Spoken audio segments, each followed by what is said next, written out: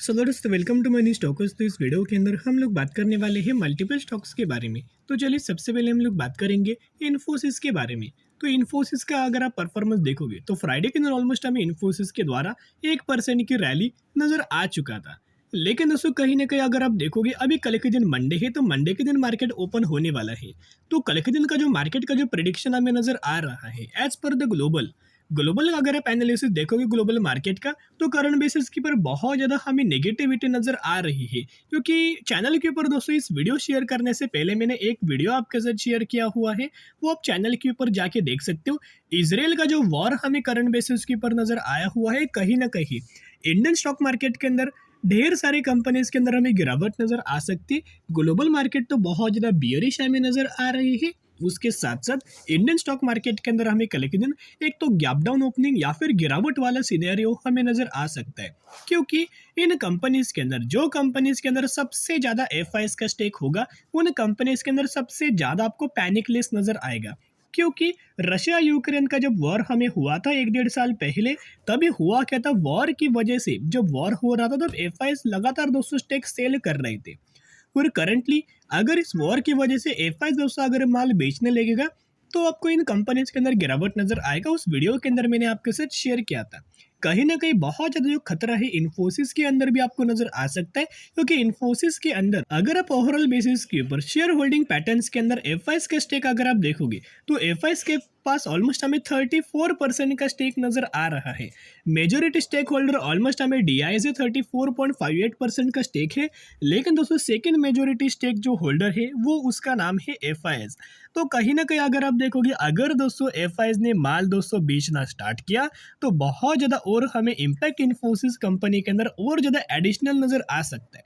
अभी एडिशनल दोस्तों क्यों मैंने शब्द यहाँ यूज़ किया, एडिशनल के पीछे एक और बहुत बड़ा कारण है। आपको पता होगा कि दुनिया की सबसे बड़ी आईटी सेक्टर की कंपनी एसेंजर लिमिटेड, उस कंपनी का Q1 का रिजल्ट आने वाला है। एंड एक्सपर्ट का ये मानना है कि वो Q1 का रिजल्ट बिल्कुल भी कंपनी अच्छा परफॉर्म नहीं करने वाली, बिल्कुल भी अच्छा परफॉर्म नहीं करने वाली।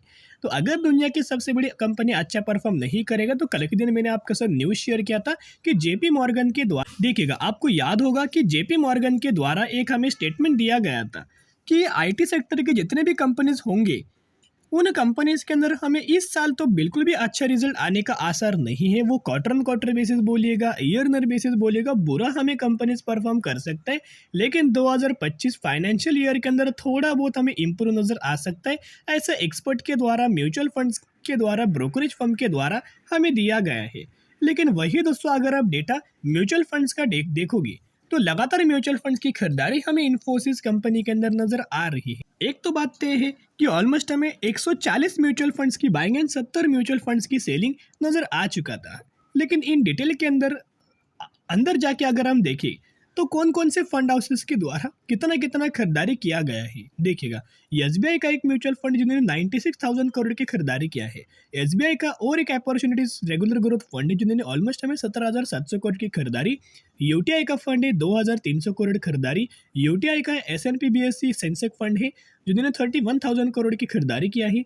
आईसीआईसीआई का एक और फंड है 49,000 करोड़ की खरीदारी। निप्पॉन का एक फंड है 14,000 करोड़ की खरीदारी। साथ में यूटीआई का निफ्टी 50 का एक फंड है 12,000 करोड़ की खरीदारी। एचडीएफसी इंडेक्स का एक फंड है 9,500 करोड़ की खरीदारी। एक्सिस का एक फंड है 9,790 करोड़ की खरीदारी। एंड निप्पॉन अगर आप देखोगे 1,700 करोड़ की खरीदारी। मेरे एसेट एक मिड कैप फंड है जिनके ऑलमोस्ट हमें 1,500 करोड़ की खरीदारी। तो कहीं ना कहीं अगर आप देखोगे, अभी भी जो म्यूचुअल फंड्स है इन्फोसिस कंपनी को लेके बहुत ज़्यादा बुलिशली एग्रेसिवली हमें बाइंग कर रहे हैं। इनका बिल्कुल भी सेलिंग का व्यू नहीं है।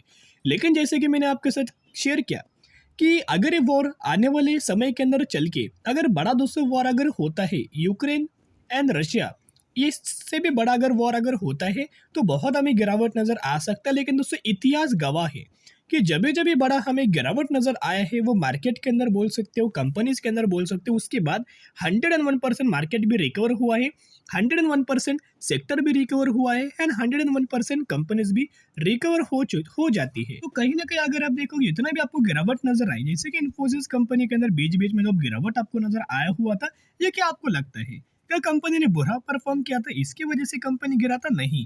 बीच बीच में वॉर के भी सिचुएशन आए थे, बीच बीच में और भी मल्टीपल सिचुएशन आए थे। लेकिन हर एक सिचुएशन को इन्फोसिस कंपनी ने बीट करके, मार्केट ने बीट करके ऊपर हमें अपना लाइफ टाइम वाला है लगातार दोस्तों क्रिएट किया हुआ है। तो कोई भी सिचुएशन आए, थोड़ा बहुत कंपनी पैनिक लेवल फील कर सकता है, लेकिन लॉन्ग टर्म बेसिस के ऊपर अच्छा ही कंपनी का परफॉर्मेंस आ सकता है। अभी हम बात करने वाले हैं टीसीएस के बारे में। तो टीसीएस कंपनी का फ्राइडे का परफॉर्मेंस आपको पता ही होगा कि ऑलमोस्ट कंपनी का 1% की रैली आ चुका था। 3,621 रुपए की क्लोजिंग हमें टीसीएस कंपनी की नजर आ चुका था।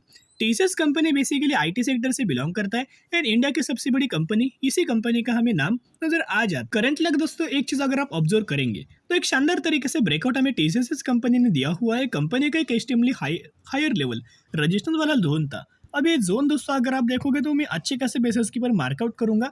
ये जोन अगर आप देखोगे सपोर्ट लेवल था 3,000 रुपीज का, रजिस्टेंस लेवल था 3,500 रुपीज का। इसे लोगों कंपनी ने ब्रेकआउट करके रिटेस्ट करके कंपनी के अंदर रैली हमें आना स्टार्ट हुआ है। तो कहीं ना कहीं ये रैली अगर ऐसे सिचुएशन के अंदर देखोगे, अगर कंपनी ऊपर दोस्तों होल्ड करता है तो ये अच्छी बात है। लेकिन मुझे नहीं लगता सबसे ज़्यादा आपको टीसीएस के अंदर इम्पैक्ट आएगा, क्योंकि इस कंपनी के अंदर ज़्यादा दोस्तों एफआईएस की हमें होल्डिंग बिल्कुल भी नहीं है। थोड़ा बहुत हमें एफआईएस का होल्डिंग है, बाकी दोस्तों को ज़्यादा हमें प्रॉब्लम दिक्कत मुझे नहीं लगता कि ज़्यादा हमें हो सकता है। लेकिन अगर मार्केट गिरता है तो आपको दिक्कत हमें हो सकता है, अगर market huge amount of aggressively गिरता है तो टीसीएस भी कंपनी गिरेगा। क्या ऐसे बात नहीं है कि टीसीएस के लिए पॉजिटिव व्यू होगा? नहीं, ऐसी बात नहीं होगा। अगर मार्केट बियरिश होगा तो हर एक कंपनी बियरिश होगा, हर एक सेक्टर बियरिश होगा। अगर मार्केट बुलिश होगा, हर एक सेक्टर बुलिश होगा, हर एक कंपनी बुलिश होगा। ये बात समझ लीजिएगा। लेकिन अगर दोस्तों कंपनी इसी के ऊपर अगर होल्ड करता है तो सबसे पहले टारगेट 4,000 रुपीज़ का आपको देखने को मिल सकता है। अभी आपको पता है कि अगले हफ्ते से हर एक कंपनी का क्वार्टर टू का रिजल्ट आने वाला है, वैसे ही टीसीएस कंपनी का भी अगले हफ्ते क्वार्टर टू का रिजल्ट हमें आने वाला है। तो जो टीसीएस कंपनी का क्वार्टर टू का रिजल्ट आने वाला है 11 अक्टूबर के दिन आपको क्वार्टर टू का रिजल्ट आने वाला है।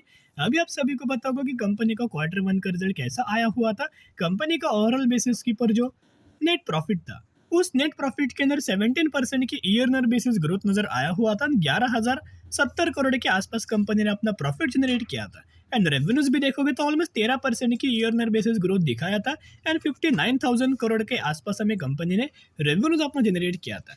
लेकिन as per the brokerage firm expert view या फिर एनालिस्ट व्यू अगर आप देखोगे तो कोई अच्छा हमें रिजल्ट बिल्कुल भी नहीं आने वाला। लेकिन अगर टीसीएस कंपनी अगर क्वार्टर वन रिजल्ट जैसा करंटली अगर होल्ड करता है, क्वार्टर वन रिजल्ट जैसा क्वार्टर टू रिजल्ट अगर परफॉर्म करता है या फिर उससे लेवल्स के ऊपर दोस्तों अगर होल्ड करता है, तो मुझे नहीं लगता ज़्यादा आपको गिरावट नजर आएगा, क्योंकि मार्केट पहले से एक्सपेक्ट करके चल रहा है कि इन कंपनीज का रिजल्ट हमें बुरा आ सकता है। दुनिया की सबसे बड़ी कंपनी का रिजल्ट बुरा आया, इसलिए इन कंपनी से रिजल्ट बुरा आएगा।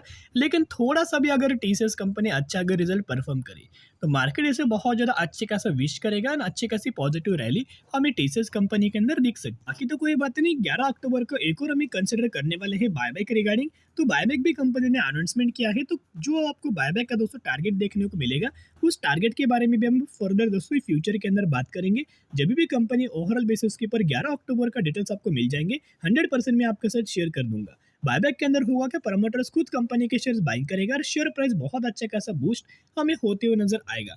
अभी देखते कितने हजार करोड़ का बायबैक होता है, कितने शेयर्स कंपनी परचेस करते हैं, क्या टारगेट हमें देखने को मिल जाता है। ये सभी चीजें इन डिटेल्स के अंदर आपको 11 अक्टूबर को नजर आ जाए। अभी देखिएगा आईटी कंपनीज रिगार्डिंग दोस्तों एक अपडेट्स हमें दिया गया है। IT companies will with a large number of clients in the retail and telecom sector could feel more heat on revenue growth as client in developed market struggle with high inflation, यानी कि high inflation की वजह से इन companies का revenues के अंदर आपको impact हमें नजर आ सकता है। रेवेन्यूज ग्रोथ के ऊपर दोस्तों इम्पैक्ट हमें नजर आ सकता है।